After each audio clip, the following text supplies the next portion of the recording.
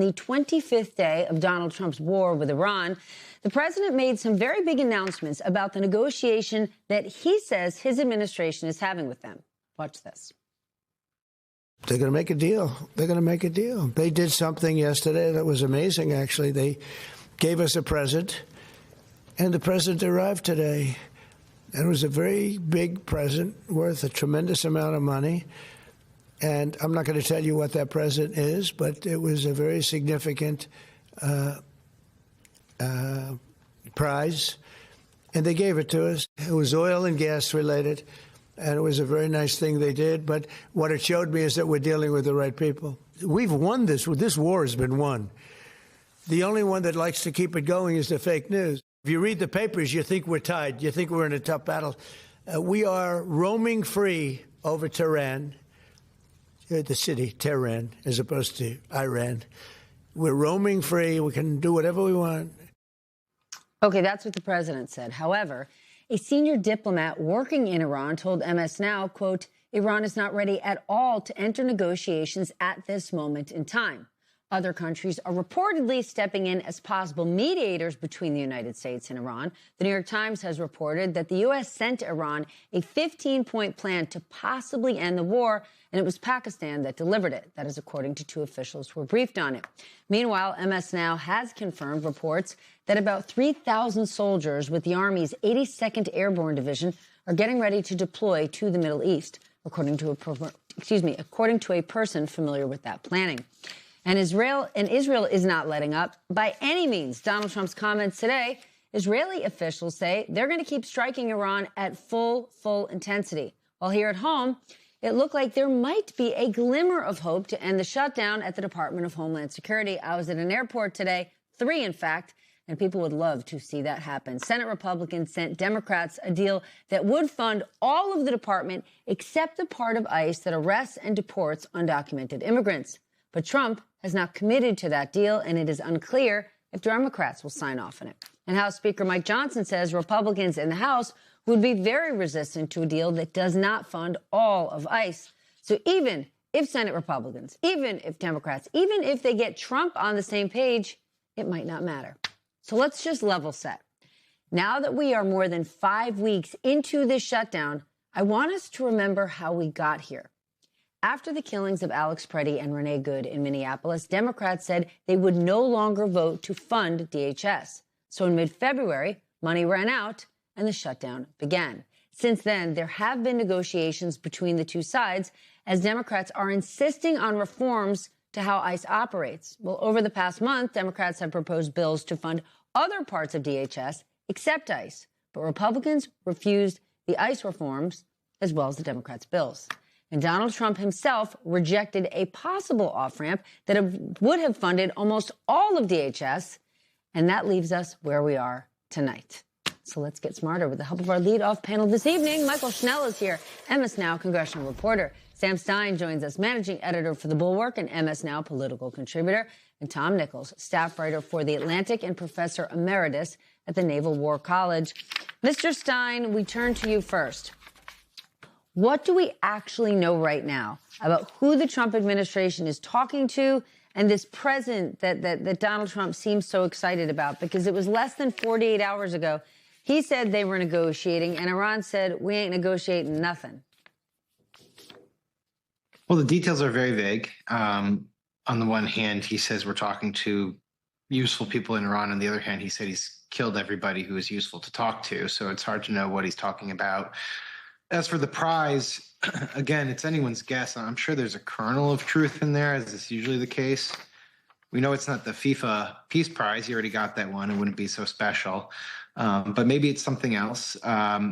As for the negotiations, which is what really matters here, and then the signals that he is sending by talking this way, look, I do think there is legitimate efforts at trying to find some sort of diplomatic off-ramp. All the reporting suggests that the Pakistanis are playing an important mediating role. There's obviously reports tonight, this afternoon, that there's a 15-point plan being pushed by the U.S. side.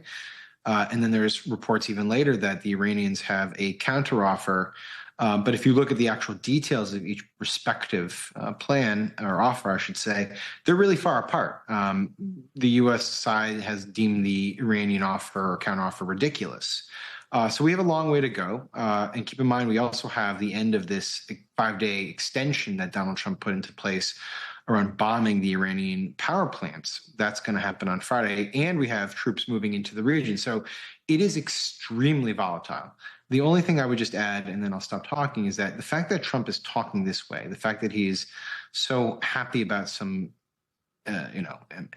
uncertain outreach or some prize that he received does suggest that he recognizes he needs to get out of this and that he's searching for a way to get out of this. Whether he's successful, I don't know. I don't think anyone actually knows. Tom, when we hear we've won this war, that's good news. The problem is we don't know if it's true. The regime is still intact. They still have the uranium they've had since the start of Trump's term. So how do you see this? Well, I think that dovetails right into what Sam was just saying, that when the president starts talking this way, he's trying to manifest a new reality. He's trying to wish cast himself into a better situation than he's in. So he starts saying things like, regime change? Yes, we've already changed the regime. Of course, they haven't changed the regime. We've won, but it's not over.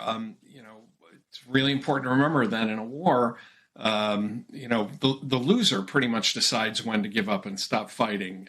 Trump can keep saying over and over again that we've won, but that's, again, he's trying to kind of wish that into existence because he never defined what winning meant.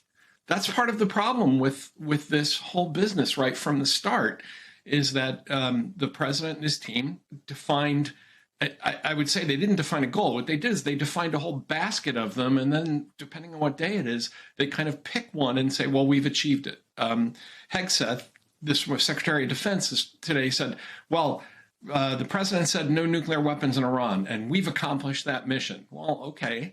But this war began as a regime change war, and everybody understood that. The Israelis, the Americans, the way Trump was talking the first night of the war. And that's not happening. It's 4 weeks in, and Trump had no backup plan. There was no, he thought this was going to collapse in a few days, maybe a week.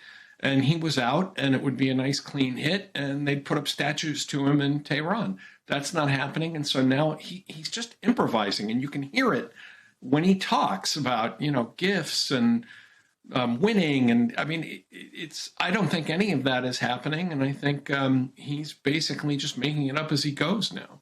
Okay, but then, Tom, according to the Wall Street Journal, Iran is actually worried that talks with the U.S. are just a trap.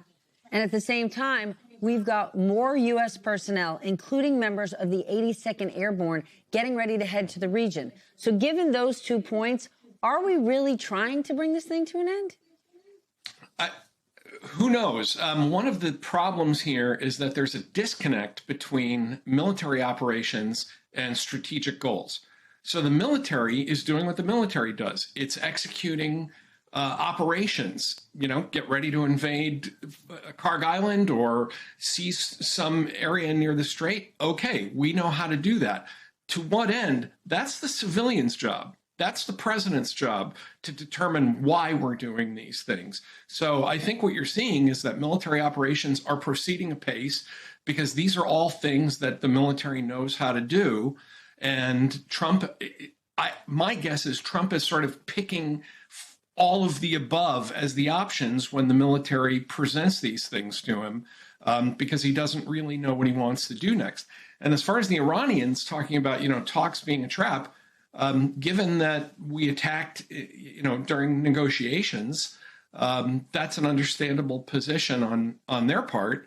But I wonder if anybody is taking negotiations seriously, because one half of the White House doesn't seem to be talking to the other half, and which is why I think you're getting all these conflicting reports coming out.